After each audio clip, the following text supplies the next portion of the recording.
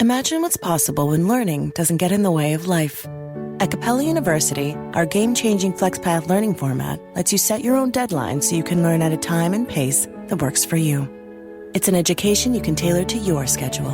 That means you don't have to put your life on hold to pursue your professional goals. Instead, enjoy learning your way and earn your degree without missing a beat. A different future is closer than you think with Capella University. Learn more at capella.edu. Good morning, guys. Welcome to the podcast. Happy New Year. I'm really happy to have Shayna Davis on the show. She's from Dallas and she helps women turn visibility into profitability and influence into lasting legacy. I'm really happy to have her on, especially for the female listening or watching. And I'm really happy to pick her brain. So, Shayna, welcome. Absolutely. I'm happy to be here, Christopher. Thank you for having me. Yeah, thanks for coming on and briefly introduce yourself. And we're gonna dive right in. Absolutely. As you said, I'm Shayna Davis. Many people know me as Shayna Rattler. I got married just a handful of months ago, but I am an income and influence strategist, and I help primarily women to succeed in what I call the influence economy. Yeah, yeah, and that's interesting. The influence economy. I'm always in the marketplace for new ideas in terms. How is for people that are just first starting or tuning in? Tell them what the influence economy is, the creator economy, the attention economy. Talk about that. Absolutely. So for me, the influence economy, and it's something that I coined this phrase, it's where visibility intersects with intentionality. And it creates lasting results like life changing income, bigger opportunities, and a legacy. And what it's really about, Christopher, is recognizing that your influence is actually a currency. But unfortunately, many of us are not cashing it in. And if you think about like the digital first world that we live in today, influence is so powerful because it's not just for celebrities anymore. So entrepreneurs, thought leaders, creators, professionals can actually harness it to be able to shape industries and also be able to create really good financial success. Mm, yeah, I think the very first, I think Gary Vee was one of the very kind of pioneers in this. He saw the power of social media, Yeah. and since then, creators have used social media. But I was talking with one of my colleagues, and interesting. I was reading that a lot of kids these days, like they don't want to be firefighter, policeman, president, doctors. They want to be social media stars. So it's very interesting. Yeah, moving on. So, first question I have for you is you talk about visibility to profitability. And so, what are actionable strategies professionals and creators can use to turn visibility into sustainable profitability? Yeah. I want to first really point out like there are so many people that have influence and they have visibility, but the reason why they don't have the profitability is because they lack a clear strategy.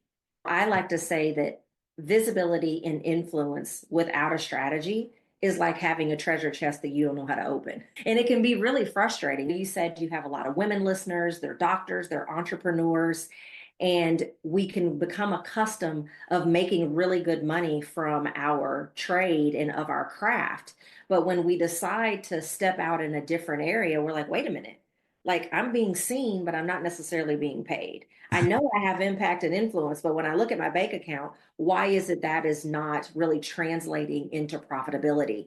And I think it's because we have to have a clear strategy, and the strategy that I recommend, and we can talk more about the how, but I first just wanted to talk about the what, is it's about merging your influence with a monetization strategy that builds like what I call an ecosystem around your influence. And what I recommend, I honestly believe, and I don't just say this because I host a podcast myself, but I honestly believe that the most effective strategy for anyone who has influence is to build an empire with a podcast at the center. I think every single person who has a message should have a podcast. Why? Because it is the modern day vehicle for massive reach and unlimited income. But so many people that have a podcast are not really making a lot of money from the podcast. And so, what I recommend people do to really monetize and maximize their influence, Christopher, is that they have a podcast, but they really build an ecosystem around the podcast that elevates their income. I call it the high five. You start with a podcast because it helps you to build authority, it helps you to build loyalty with your audience. But you look at how you use that podcast as a magnet for what I call the high five. It's corporate contracts, sponsorships, major media appearances, high paid speaking engagements, and book deals. Because again, when you think about a podcast, yeah, you can have some ads on there, you can send people to your product or your course. But most of the people who have really made a lot of money from podcasting, especially high 6 and 7 figures, it's because they've mastered how to use the podcast as a vehicle to really bring their visibility into profitability. And so the very first thing that I say is recognize that if you have a message, you should have a podcast. And if you're going to have a podcast, you really need to look at how do you build an ecosystem around it, because that's where your income is really going to elevate. Interesting. A lot of people listening, because I really believe because I love podcasting because it's still early and I want to be the first one in something that's very early. But people are saying, why podcasting as opposed to, for example, a newsletter? And I'm gonna ask you about YouTube, but talk about why podcasting outshines all the other mediums. It is a booming industry right now, and it's not going anywhere. Just like if you think about social media, when social media first came out, they were telling us we had to use it, but we weren't sure if we really wanted to use it. I don't know if I want to be out there like that, but it's not going anywhere. And it's the same thing with podcasting. There are more people. It's the modern day media vehicle. More people are listening to or watching podcasts, depending on what format it is, than they're watching television, then they're watching streaming, then they're consuming any other form of content or media. They're turning to podcast for entertainment. They're turning to podcast for education, for inspiration. Like it's just where everyone is. And so if you want to think about what's effective, when we were growing up, this hit me like a ton of bricks about a year ago. When we were kids, we were always told, don't get in the traffic or else you're going to get hit. If you're in business, you've got to get in the traffic so that you can get hit.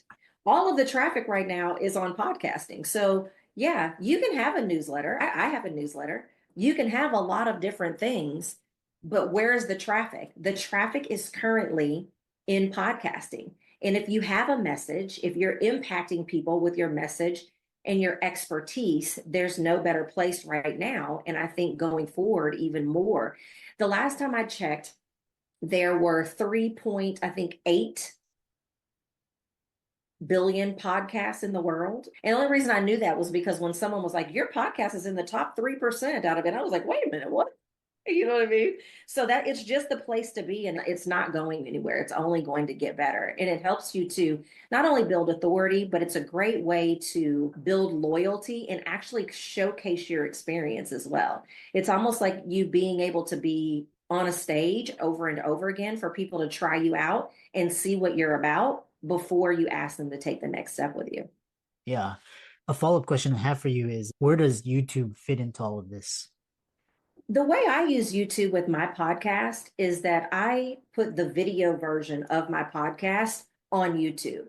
So I don't see YouTube as any different. I don't put a lot of other videos out on my YouTube, but I use YouTube as the video distribution channel for my podcast. Mm-hmm. And on that same note, because another statistic that was interesting was a lot of people are video short form. And how do you compete? How does audio compete with video? It doesn't. But It, but you have to have both, right? Because last year, Apple Podcast has a video component to it now, but many of the other ones that are popular don't necessarily have a video component. So I put the audio everywhere that can be audio only, and then I put the video in places that you can have video. But more people are going, we talk about attention. More people are going to pay attention to video longer than they will audio because it engages more of their senses. mhm. It's interesting. Yeah, it's always, and plus you're reaching different segments, and it's a lot of ways to increase your brand reach and exposure. Yeah.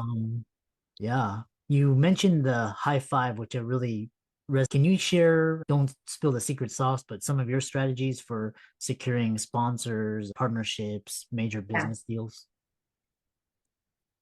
Most of us are experts in some kind of way or another. I talked about if you have a message or you have expertise, these are the opportunities that are waiting for you.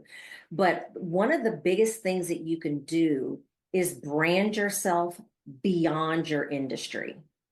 Because if you're offering something for the B2C, meaning business directly to consumer, that may not necessarily translate into a big company or an organization's needs. And so you have to ask yourself, what is the master arena that I operate in? I'll use myself for example. I have a course called Make Millions Podcasting. It's for people who have influence, who want to have a show, and they want to learn how to get the high five. A corporation is not going to necessarily bring me in to teach their people how to have a podcast. But what they will do is if you think about what my brand is at the end of the day, my master arena is influence.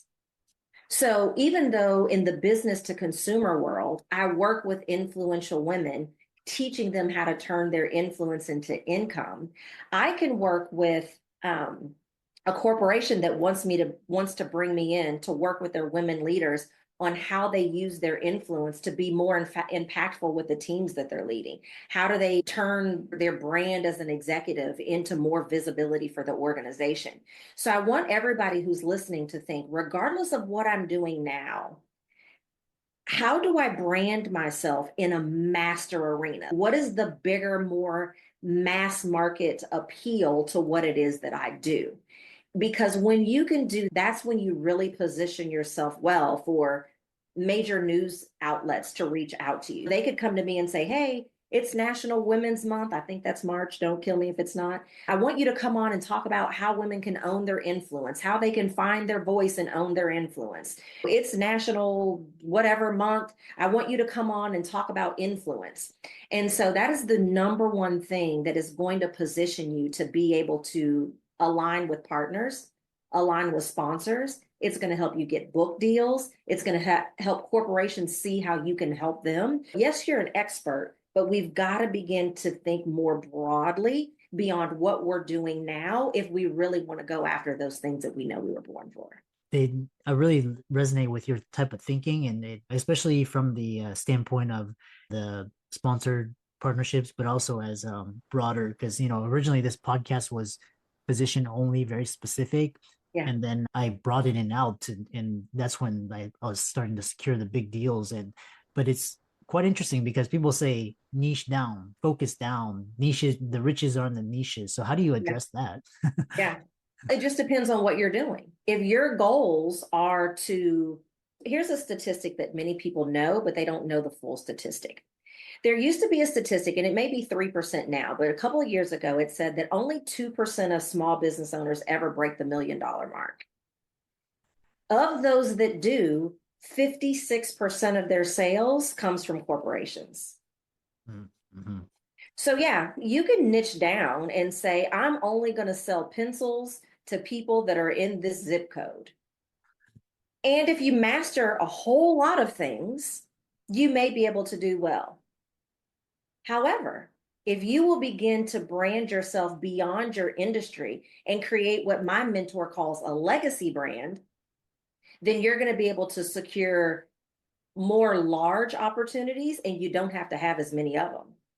So yes, there are riches in the niches. However, if you really want to open yourself up to big opportunities, you're going to have to, and listen, I still in the right circles only talk about Make Millions podcasting.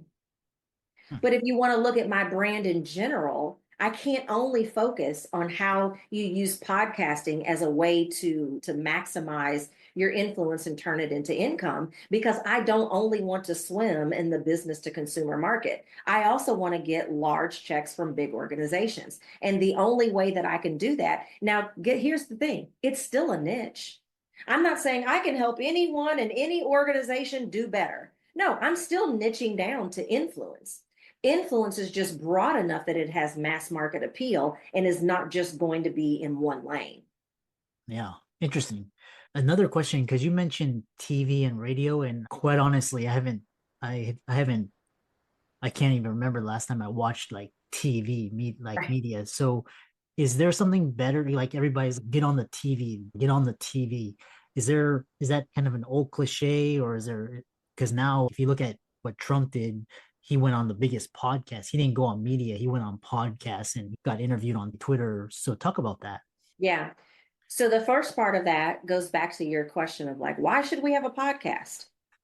If the president of the United States, in however many days until he gets in, if the president of the United States said, and I'm glad you brought that up because I'm going to start using that. If the president of the United States said, if I want to gain visibility and I want to get traction, I should be on podcasts, then doggone it, you should too.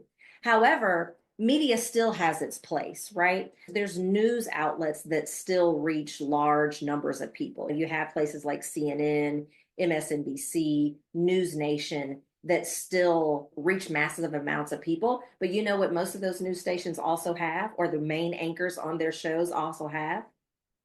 Podcasts.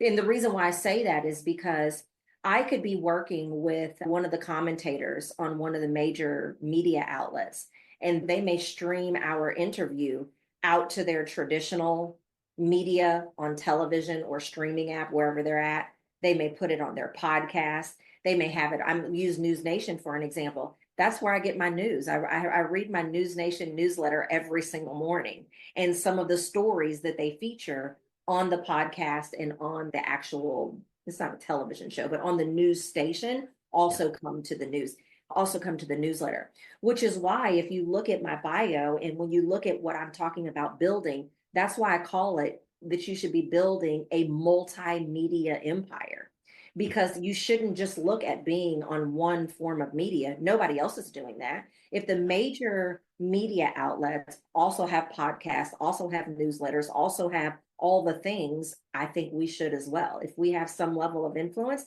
I believe that's what we should do as well. Clearly, it's working. Yeah, it's interesting. It's just studying the top social media influencers, what they're doing, looking at media in general. What you're talking about is study media, study influence, and utilize those tactics and strategies. The problem, Christopher, is that especially when you look at the high five, most people are not teaching how to get your foot in the door with those five things. And Mm. the ones that are, many of them, what they're saying doesn't work. Or they're doing it in a very old, antiquated way. And I can tell you this because when I look at the high five, the contracts, the sponsorships, the media, the book deals, and the speaking engagements, I've been doing those things for decades, but it's so much easier for me to secure those high five now that I have a podcast.